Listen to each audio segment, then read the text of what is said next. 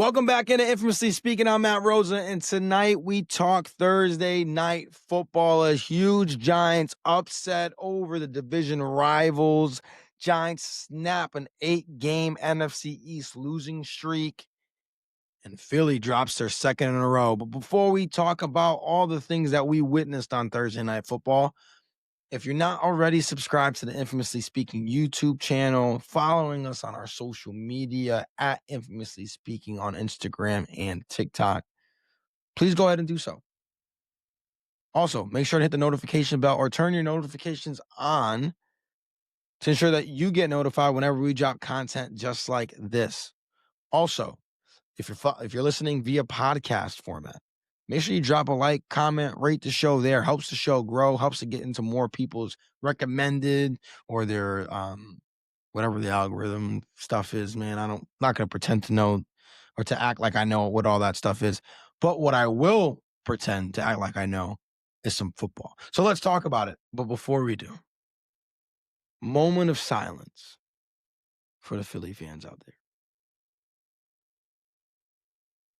Nah, forget that.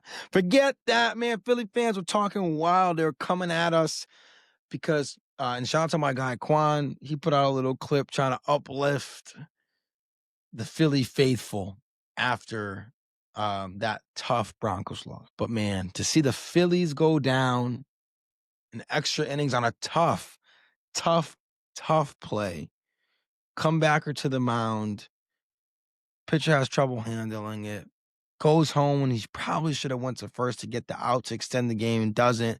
The Dodgers walk it off and celebrate to then flip to Amazon Prime and see what you saw happen to your Eagles. But man, you know what?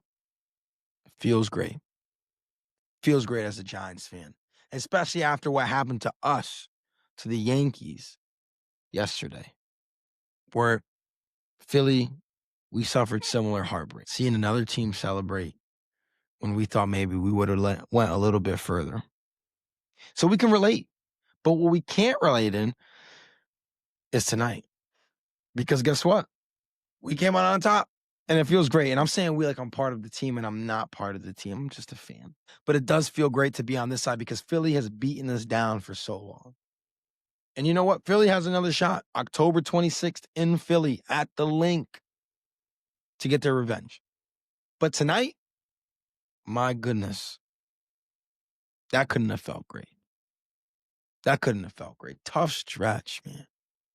Tough stretch. Oh, I know my guy Quan. Shout out to my guy Quan. He's feeling great. He's feeling phenomenal. New York, hopefully this lifts you up a little bit. For my Jets fans, I don't know what to tell you. Sorry. Let's talk about it. Jackson Dart, Cam Skattebo, and that offense absolutely took it to Philly. Phenomenal. Third straight game, we open up with a touchdown. This Dabes and Dart connection has been phenomenal, especially on that first 15, call them the scripted plays. But even some of the scripted plays seem a little unscripted because Dart knows how to go off schedule a little bit and scramble. In fact, 20-yard touchdown run to kick us off. MetLife lit for the first time since the Chargers game. But before that, first time in a long time, but it won't be the last time because Dart is electric. Gets it done with the legs, with the arms, a Cam Skattebo hat trick. But what was most impressive to me in this game was the efficiency on third down, both sides of the field. Check it. Giants, 11 for 16. That equates to around 70% on third downs. What did the defense do? Holding Jalen Hurts, who, by the way, can extend not just with his arm, but with his legs. How about 1 for 9 on third down? 11%. Now, I know the Eagles, 2 for 2 on fourth down, the tush-push, all that good stuff. We'll talk about that in a second.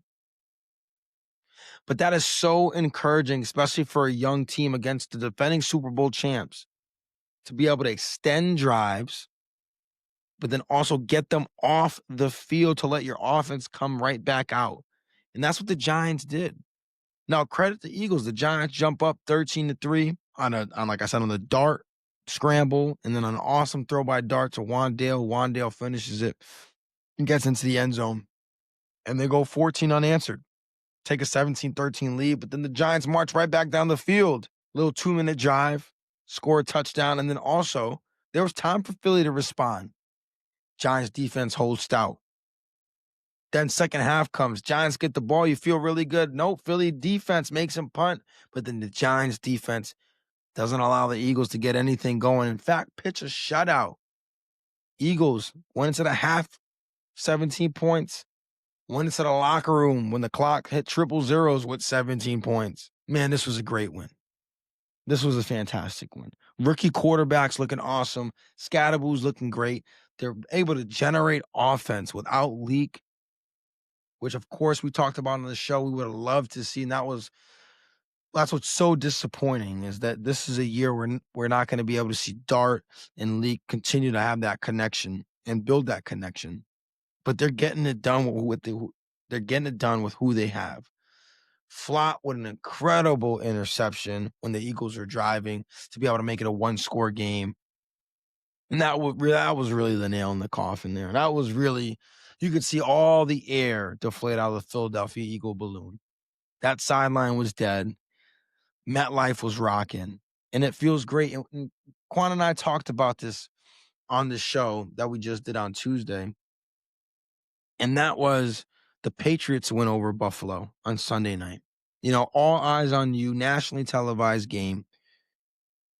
For the Patriots, their first primetime game in a while against a division opponent who's really, cream of the crop of the NFL. Patriots go in there and pull off a huge win.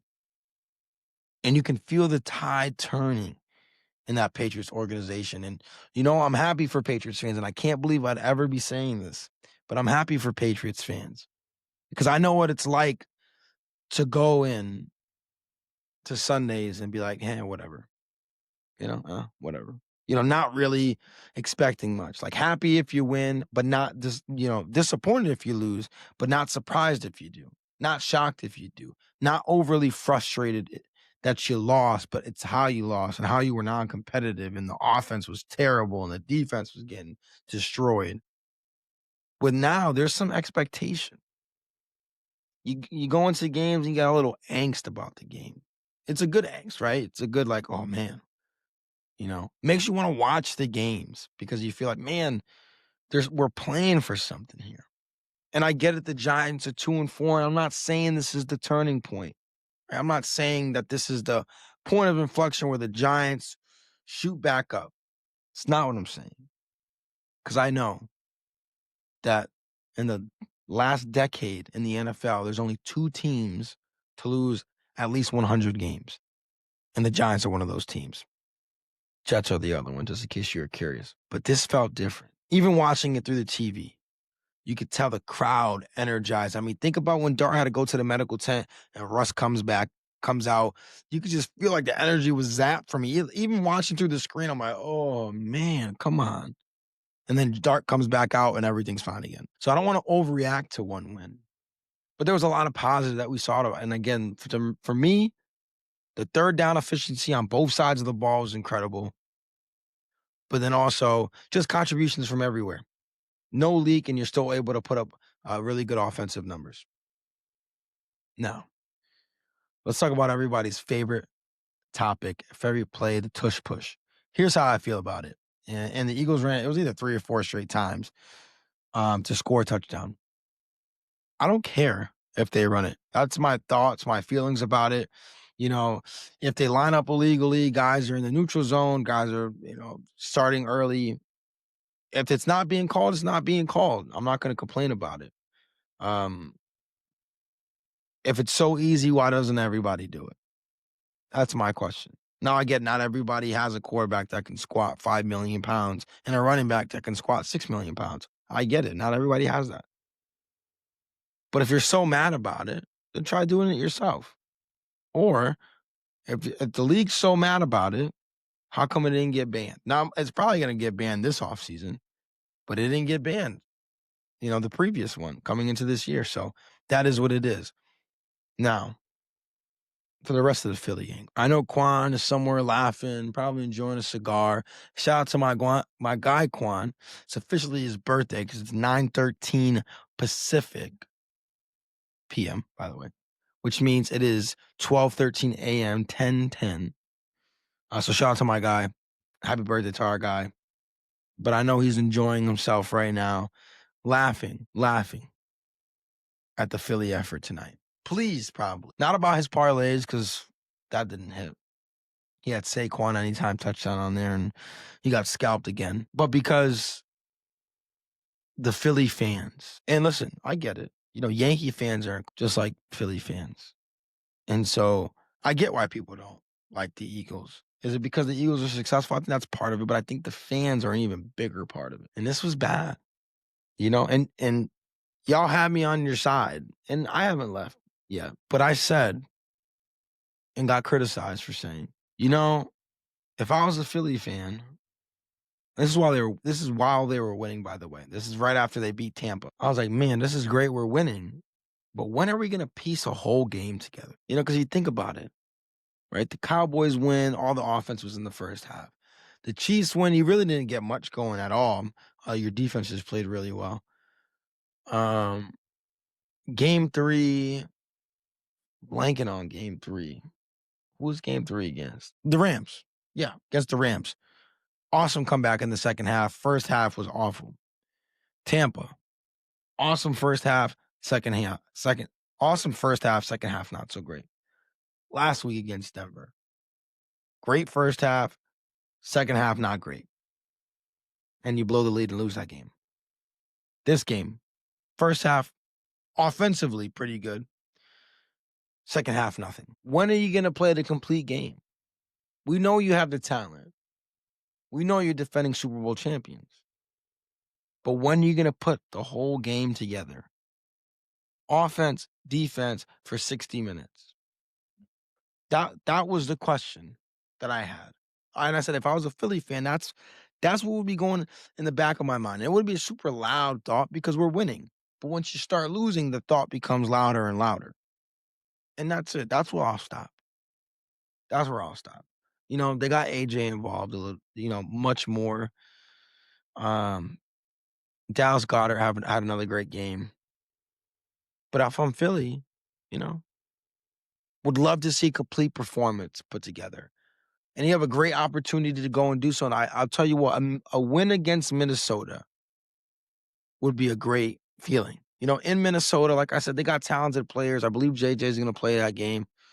So that would be a quality win to make you feel better, especially if you come out and just, like I said, play a complete game from start to finish. Offense plays well, defense plays well. Maybe you win like 24-20 or something like that.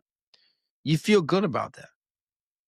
And again, you get some offense in the first half, some offense in the second half. Defense makes plays throughout. You'd feel much better. At least I would if I was a fan of the Eagles.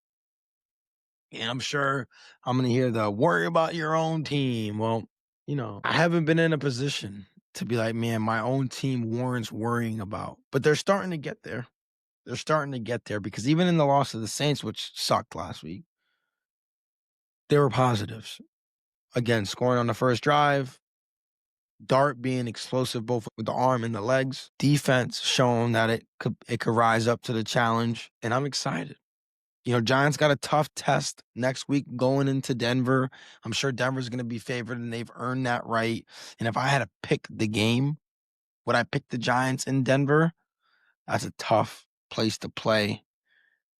But the good news is that's the kind of game that you want extra rest for, right? They're going to have the kind of mini bye, they call it, the 10 days off, but 10 days between games because they played Thursday. So that's a good game to have off this mini bye, right? You're traveling to Denver, which is already a tough place to play, not just because the team and the defense is really good, but because of the altitude in Denver, which, by the way, is a real thing. I went to Colorado for a week, and man, I had to constantly just chug water because you get dehydrated so fast. Little tidbit for you if you're ever traveling to Denver or to Colorado Springs or anything like that. Stay hydrated. See, that's why you listen to the show. You get little tidbits like that too.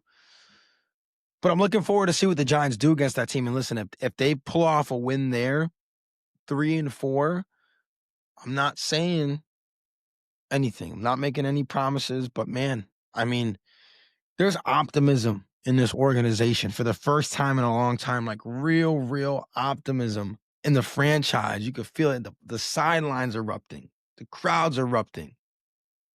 It's been a long time. Like Rakim said, it's been a long time. Man, what a fun night. What a way to kind of, it doesn't fully erase the pain of the Yankees loss, but it does something. It definitely does something. Shout out to my Eagles fans. Shout out to my Phillies fans. Appreciate y'all for tuning in. Let me know, Philly fans, let me know how you're feeling. Giants fans, stand up. How we feeling right now? I know we're 2-4. I get it. We're 2-4. But I don't think I've ever felt this good about a 2-4 team in a long time. Let me know how you're feeling. Appreciate y'all for tuning in. A little bit shorter episode, but want to get this out for y'all tonight. So, as always, think critically, speak infamously. Love.